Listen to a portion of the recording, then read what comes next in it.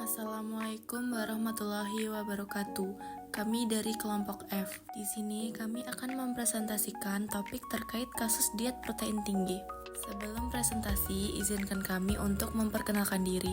Perkenalkan, nama saya Jasmine Rahmadani Putri dengan NIM 24613178. Perkenalkan, nama saya Rahman Fitri Syahtumuri Samaji dengan NIM 24613179.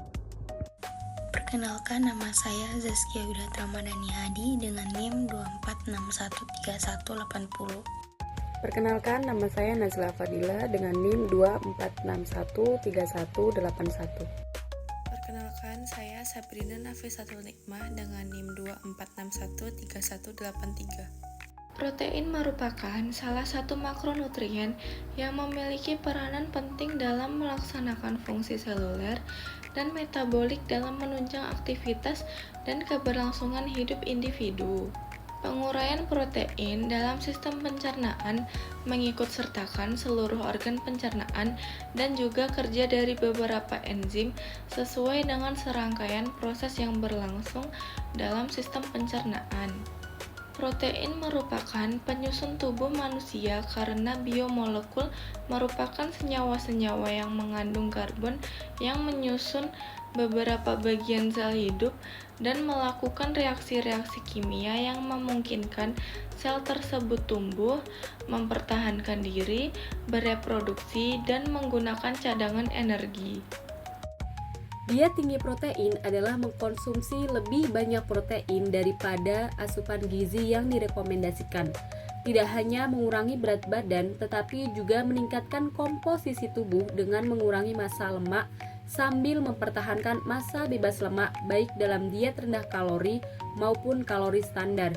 Uji klinis jangka panjang yang cukup lama yaitu 6-12 bulan melaporkan bahwa diet tinggi protein memberikan efek penurunan berat badan dan dapat mencegah kenaikan berat badan kembali setelah penurunan berat badan. Diet tinggi protein dipercaya sebagai salah satu strategi yang menjanjikan untuk penurunan berat badan dengan memberikan efek ganda, yaitu meningkatkan rasa kenyang serta mengurangi massa lemak. Pemberian diet tinggi protein ini juga telah diimplementasikan sebagai salah satu fokus utama dalam menurunkan berat badan pada penderita obesitas. Beberapa mekanisme potensial dalam penurunan berat badan yang terkait dengan diet tinggi protein diantaranya melibatkan induksi termogenesis, penyesuaian proses gluconeogenesis dalam mengatur homeostatis glukosa, serta sekresi hormon-hormon usus yang terlibat dalam proses pencernaan makronutrien.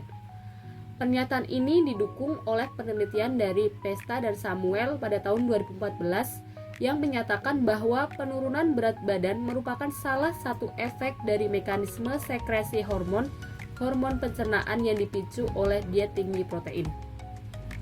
Dalam pelaksanaannya, presentasi protein yang tinggi pada diet ini akan menyediakan glukosa melalui jalur gluconeogenesis, meningkatkan produksi amonia dan urea dalam darah sebagai hasil akhir dari proses deaminasi oksidatif, serta menstimulasi reseptor-reseptor good hormones atau hormon usus pada sel-sel tertentu di sepanjang saluran pencernaan. Dampak diet protein tinggi terhadap organ. Efek diet tinggi protein terhadap hati. Diet tinggi protein menyebabkan kerusakan hati akut pada awal pemberian. Kemungkinan disebabkan oleh stres metabolit akibat kelebihan metabolit asam amino di hati. Stres metabolit ini memicu peradangan yang dimediasi oleh granulosit neutrofil. Seiring hati beradaptasi dengan keadaan metabolit yang baru, peradangan diselesaikan yang terkait dengan peningkatan sitokin antiinflamasi. Temuan kami menunjukkan bahwa diet dengan kandungan protein tinggi dapat memiliki dampak merugikan yang signifikan pada fisiologi hati dan oleh karena itu tidak seharusnya dikonsumsi oleh orang-orang dengan patologi hati yang sudah ada sebelumnya. Di sini saya akan menjelaskan terkait dengan efek diet tinggi protein terhadap ginjal.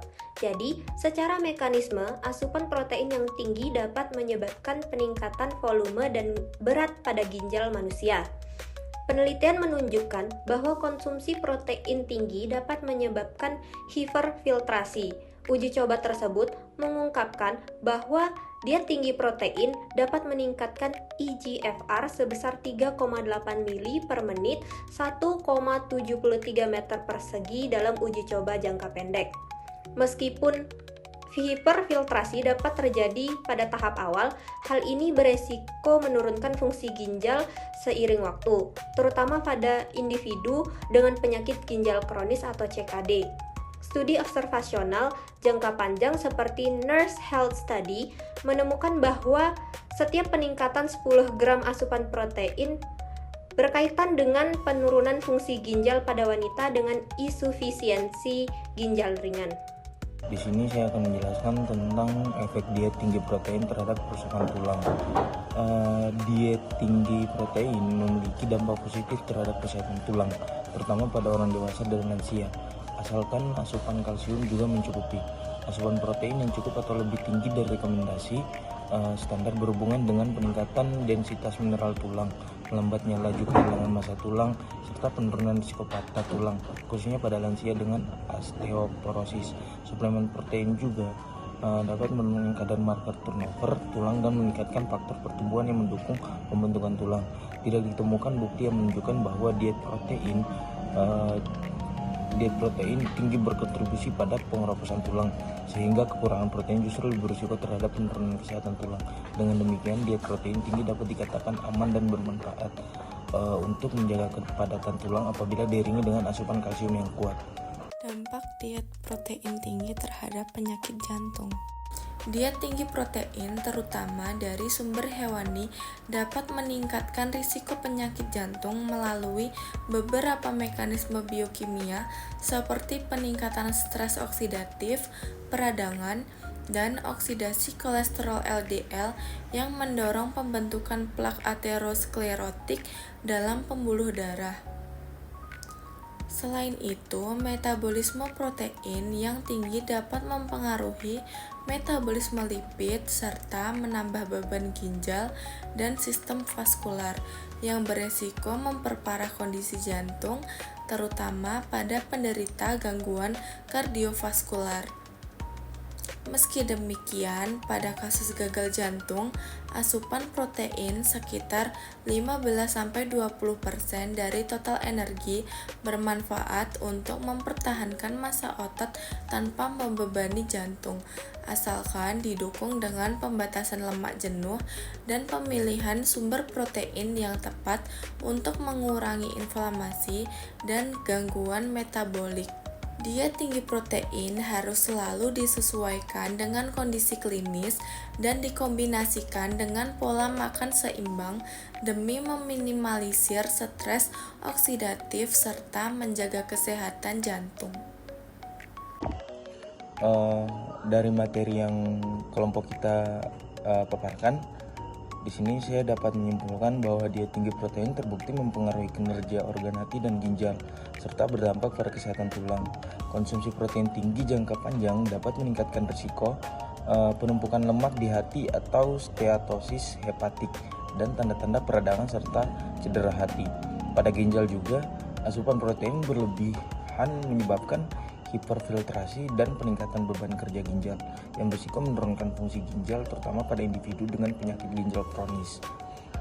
Sementara itu, terkait kesehatan tulang, diet tinggi protein tidak menyebabkan pengeroposan tulang asalkan asupan kalsium memadai, bahkan protein justru berperan penting dalam menjaga kepadatan dan kekuatan tulang, terutama pada lansia terhadap penyakit jantung. Diet tinggi protein dapat berkontribusi pada stres oksidatif, peradangan, dan pembentukan plak aterosklerotik bila sumber protein dinominasi hewani dan tidak seimbang. Namun protein juga diperlukan untuk perbaikan otot jantung pada kondisi klinis tertentu. Dengan demikian, penerapan diet tinggi protein harus disesuaikan kondisi individu dan tetap didukung pola makan seimbang untuk meminimalkan risiko pada kesehatan tulang. Cukup sekian presentasi dari kelompok kami. Apabila ada kesalahan mohon dimaafkan. Billahi taufiq wal hidayah. Wassalamualaikum warahmatullahi wabarakatuh.